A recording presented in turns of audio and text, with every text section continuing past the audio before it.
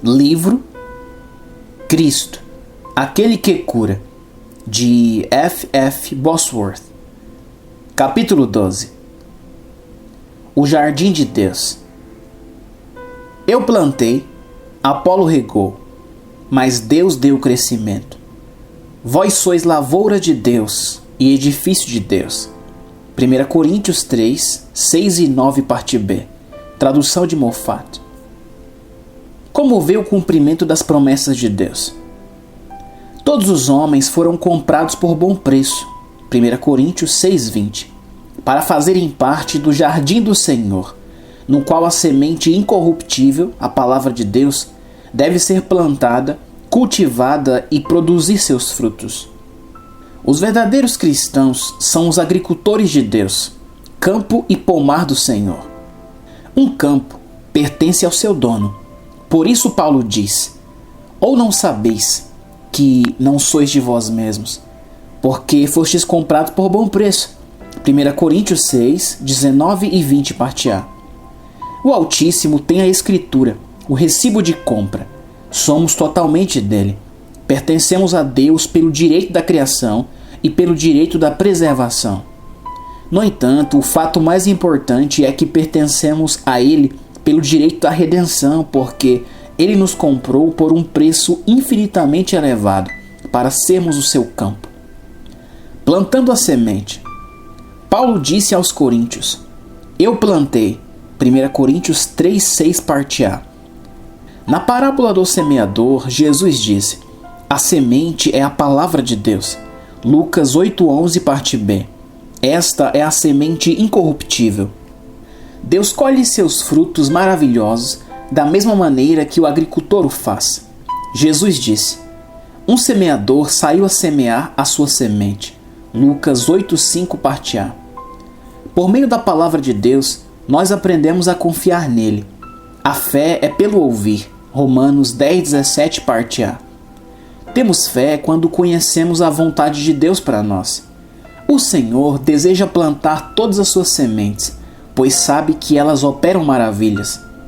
Seu propósito ao criar as sementes era que elas fossem plantadas em bom solo, onde pudessem germinar, crescer e produzir frutos.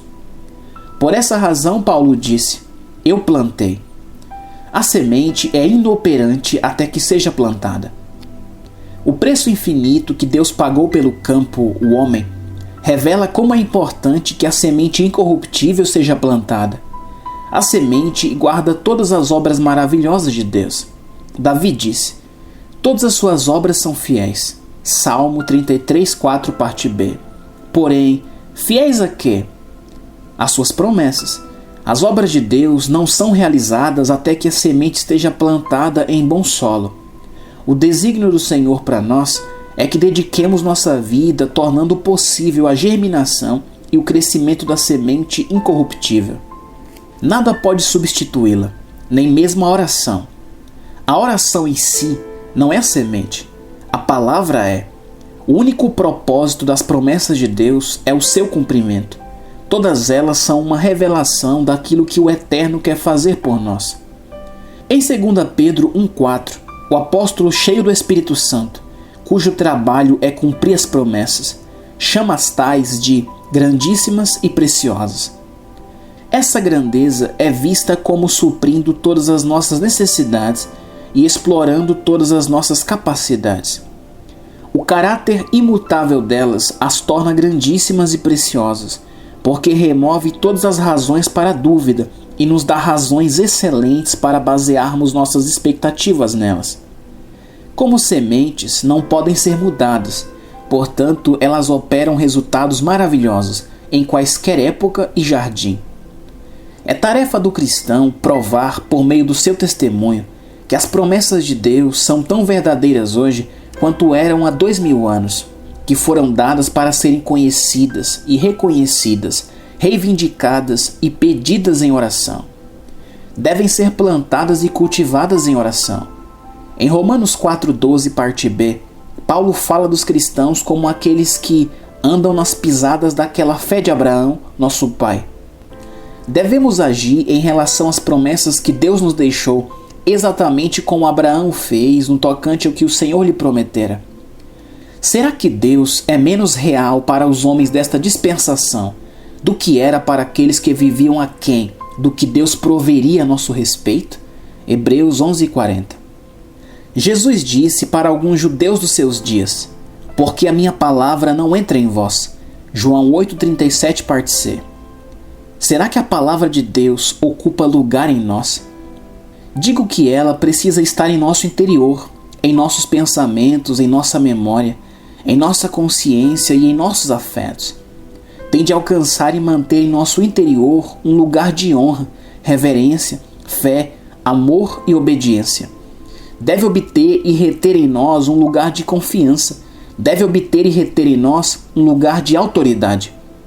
Milhões de pessoas cantam aquele hino glorioso, firme nas promessas de Jesus, enquanto na realidade a maioria das promessas de Deus não é reivindicadas pelos membros das igrejas. Ficar firme nas promessas divinas significa vê-las cumpridas, significa apropriarmos-nos das bênçãos que cada uma revela, significa fazer a oração da fé para ver o cumprimento delas. A preciosidade delas deve determinar nosso amor e consideração. Paulo estava feliz ao afirmar: eu plantei. Se todos os agricultores cuidassem de suas sementes, como milhões de cristãos tratam a semente incorruptível, o mundo morreria de fome. As possibilidades estão na semente. Há possibilidades infinitas na semente. Por isso devemos dizer em relação a todas as pessoas, como se dizia nos primórdios: de bom grado receberam a palavra. Atos 17:11, parte B. Nos textos bíblicos mais claros, há diversas bênçãos, assim como em uma pequena semente há uma árvore potencialmente milhões de vezes maior do que ela. Um versículo das Escrituras que consegue germinar no coração do homem pode transformar-se em uma colheita de milhares de almas. Uma pequena quantidade de trigo pode, depois de algum tempo, cobrir um continente e alimentar muitas nações. E os resultados de cultivar-se a semente incorruptível são muito maiores e mais desejáveis do que as colheitas de sementes materiais. Somente a semente incorruptível pode trazer resultados eternos. A Bíblia diz: erva que dê semente, árvore frutífera que dê fruto, segundo a sua espécie. Gênesis 1:11, parte A. Cada promessa, por meio da bênção prometida, revela a natureza da colheita das promessas cumpridas. O cultivo. Paulo disse: eu plantei, Apolo regou. 1 Coríntios 3:6, parte A. Todas as sementes e plantas no jardim de Deus precisam ser regadas. Jesus falou sobre o solo rochoso no qual a semente foi lançada. A semente caiu sobre a pedra e nascida secou-se, porque não tinha umidade. Lucas 8:6. Para que a semente cresça, o solo precisa manter-se úmido. Por causa da falta de água, muitas das plantas de Deus secam em vez de crescer. Um jardim é um lugar de crescimento. Paulo escreveu em 2 Tessalonicenses 1:3, parte B: a vossa fé cresce muitíssimo, e a caridade de cada um de vós aumenta de uns para com os outros. Pedro nos exorta a crescer na graça e no conhecimento de nosso Senhor. 2 Pedro 3:18.